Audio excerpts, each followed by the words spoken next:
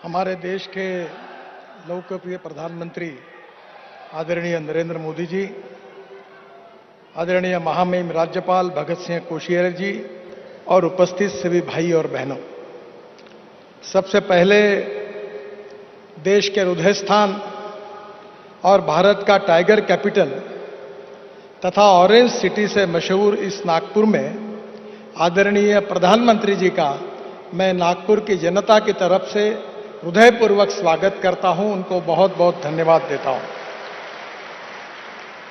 आज मुझे बहुत खुशी है इस बात की कि हमारे यहां जो बड़े बड़े कार्यक्रम हो रहे हैं उसमें विशेष रूप से हमारी महाराष्ट्र सरकार ने समृद्धि महामार्ग का भी उद्घाटन हो रहा है।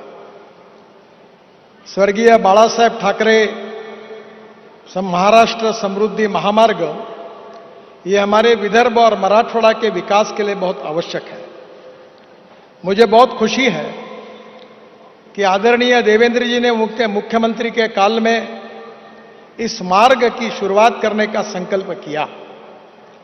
एकनाथ जी उस समय मंत्री थे, उन्होंने विशेष रूप से इसकी जिम्मेदारी संभाली और आज एकनाथ जी और देवेंद्र जी के नेतृत्व में इस महामार्ग का निर्माण पूरा हुआ है, जो विदर्भ और मराठवाड़ा में पिछड़े हुए क्षेत्र के लिए एक बहुत बड़ी सौगात है।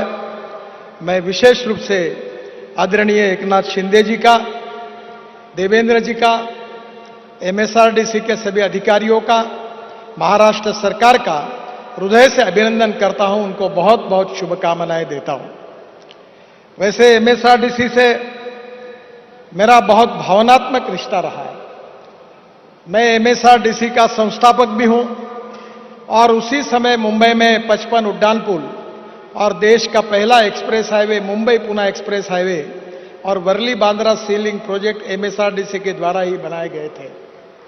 और आज एमएसआरडीसी ने यह भी काम किया है, इसके लिए मैं निश्चित रूप से एमएसआरडीसी का, देवेंद्र जी का और एकनाथ जी का हृदय से स्वागत करता हूं।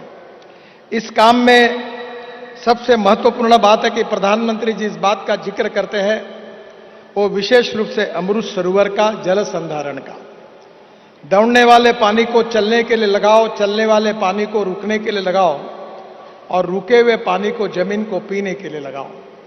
गांव का पानी गांव में, खेत का पानी खेत में, घर का पानी घर में। मुझे बहुत खुशी है कि विशेष रूप से ये मार्ग बनाते समय बहुत बड़े प्रमाण पर विशेष रूप से तालाब, नदियां, नालों की खुदाई की गई और अनेक प्रकार से वाटर कंजर्वेशन का काम भी बड़े प्रमाण पर हुआ है। इसके लिए भी मैं बहुत बहुत धन्यवाद देता हूं। 600 लाख क्यूबिक मीटर का वाटर स्टोरेज कैपेसिटी बढ़ी, 300 फार्म पॉन्ड्स, 250 नदी नालों का खोलीकरण और 405 तालाब की खुदाई, ये भी काम हमने राष्ट्रीय महामार्ग बनाते समय किया है। मुझे विश्वास है कि हमारे यहां अमृत सरोवर में भी बहुत बड़े प्रमाण पर यह काम हुआ है। इसी हाईवे से मुझे इस बात की खुशी है कि प्रधानमंत्री जी के नेतृत्व में हम औरंगाबाद से पुणे तक हाईवे बना रहे हैं और जल्दी ही उसके कार्य का शुभारंभ होगा, जिससे नागपुर से पुणे हम केवल 6 घंटे में पहुंचेंगे, ये मेरा विश्वास है। इसके साथ साथ विशेष रूप से महाराष्ट्र में हम 6 एक्सप्रेस हाईवे बना रहे हैं। एक सूरत चेन्नई है, जो सूरत से मुंबई में पूना में ट्रैफिक आता है साउथ के तरफ जाने का, अब वो मुंबई और पूना नहीं आएगा। मुंबई को पोल्यूशन प्रदूषण से मुक्ति मिलेगी। और सूरत से नासिक, नासिक से अहमदनगर, अहमदनगर से सोलापुर और सोलापुर से बेंगलोर, मैंगलोर, त्रिवेंद्रम, चेन्नई, हैदराबाद पूरे दक्षिण की तरफ जाएगा। इंदौर से हैदराबाद एक द्रुतगति महामार्ग बन रहा है। हैदराबाद से रायपुर ये मार्ग भी महाराष्ट्र से जाने वाला है। नागपुर से विजयवाड़ा, पुणे से बेंगलुरु और पुणे से औरंगाबाद। ये करीब महाराष्ट्र में 75,000 करोड़ के ग्रीन एक्सप्रेस हाईवे आदरणीय प्रधानमंत्री जी के मार्गदर्शन में होने वाले हैं। मुझे आज बहुत खुशी है कि ये एम्स प्रधानमंत्री जी की देन है।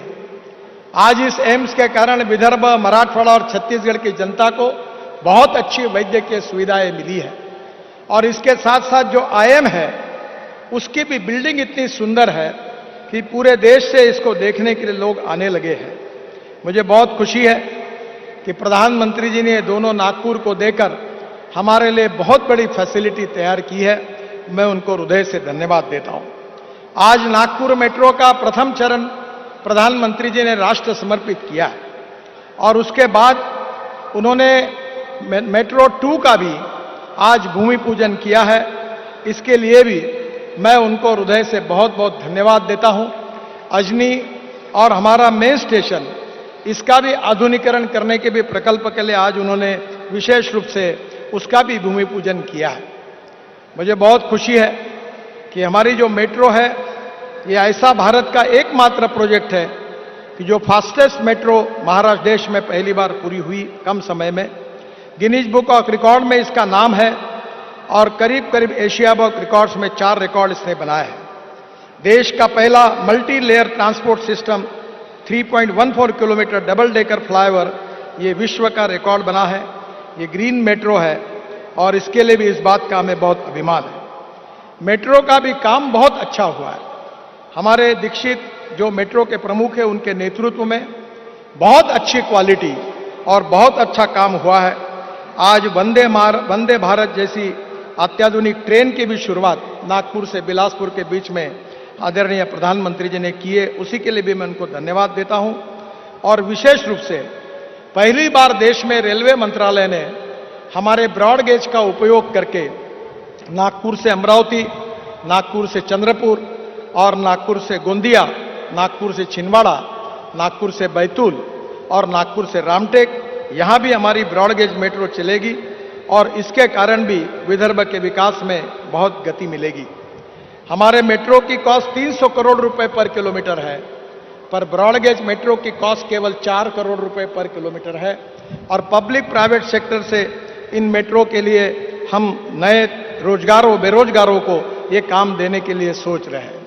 मैं रेलवे मंत्री जी को, हमारे नगर विकास विभाग के मंत्री पुरी जी को और विशेष रूप से प्रधानमंत्री के नेतृत्व में उन्होंने नागपुर को ये सौगंध दी है, इसके लिए हृदय से उनके बहुत बहुत आभार मानता हूं। नागपुर की जनता की तरफ से उनको धन्यवाद देता हूं। और समृद्धि महामार्ग एक ऐतिहासिक महामार्ग बनाया, इसके लिए भी देवेंद्र जी को और एकनाथ शिंदे जी को भी।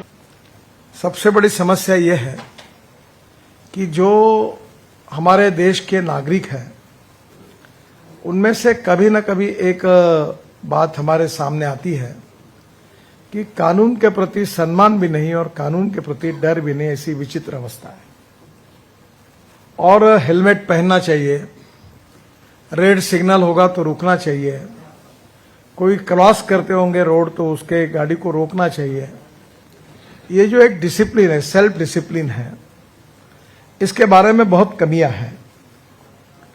जहां तक ड्राइवर ट्रेनिंग के बारे में भी हमारे यहां कोई साइंटिफिक रूप से काम नहीं किया हो जाता।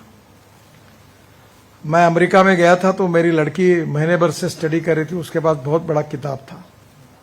तो मैंने उसको पूछा कि तुम ये क्या कर रही हो, तो उसने कहा मैं ड्राइविंग लाइसेंस के लिए मेरी परीक्षा है, उसका अध्ययन कर रहा हूं। अब तो मैं अच्छे अच्छे लोगों के बीच में अगर पूछने का धाड़स नहीं करता, अगर मैं पूछूंगा कि आपने ड्राइविंग लाइसेंस कैसा मिला है, तो मुझे लगता है उससे अनेक आश्चर्यकारक बातें बाहर आएगी। तो पहली बात तो हमने हमारे नियमों में काफी सुधार किया है। अब इसके बाद जो मैनेजमेंट थी ड्राइविंग लाइसेंस लेने की, वो संभव नहीं है। पर ड्राइविंग ट्रेनिंग इंस्टीट्यूट भी हम खोल रहे हैं। पर ये जो रोड इंजीनियरिंग और रोड ऑटोमोबाइल इंजीनियरिंग में सुधार होने के बाद सबसे इंपॉर्टेंट प्रश्न है, जो इतने दिन के बाद मैं इस बात के लिए कन्विंस हुआ हूं कि वो ह्यूमन बिहेवियर का है, कि मैं कानून का पालन करूंगा, हेलमेट पहनूंगा, रोड सेफ्टी के लिए अगर रेड सिग्नल होगा तो मैं उसमें रुक जाऊंगा। ये छोटी छोटी बातें जो मोबाइल पर बात नहीं करूंगा। और बात ध्यान में ये आई कि ये ह्यूमन बिहेवियर अगर बदलना है तो जो आज बड़े बन गए उनको बदलना बहुत कठिन है।